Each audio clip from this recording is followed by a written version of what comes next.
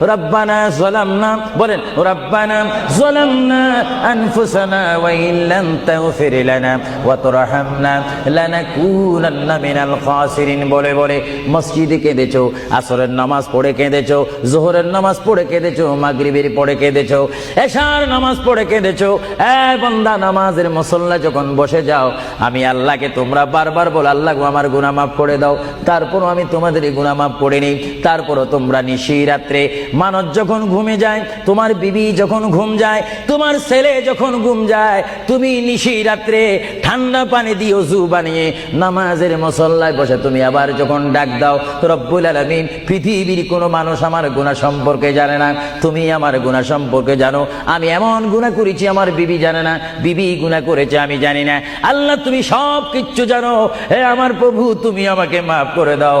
আমার আল্লাহ বলে, তারপরও যদি তোমাদেরকে আমি মাফ না করি, তারপরও বান্দা তোমরা আমার রহমতের দরজা থেকে ফিরে যাইও না।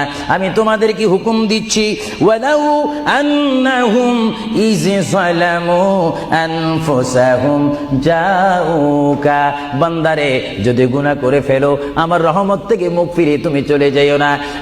বান্দা, আকাশ পরিমাণ যদি গুনাহ করো, পাতাল পরিমাণ যদি গুনাহ করো, সাগরের পানি পরিমাণ যদি গুনাহ করো, পাহাড় তুলনায় যদি তুমি গুনাহ করো, আমার দরবার থেকে তুমি নিরাশ হইও না।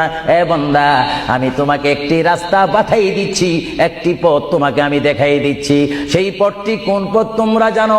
ওয়ালাউ আন্নাহুম ইয যালামু আনফুসাহুম জাউকা, বান্দারে যখন তোমরা বরবাদ হয়ে যাবে, তখন তোমাদেরকে একটা পথ আমি তোমাদেরকে দেখাই দিলাম।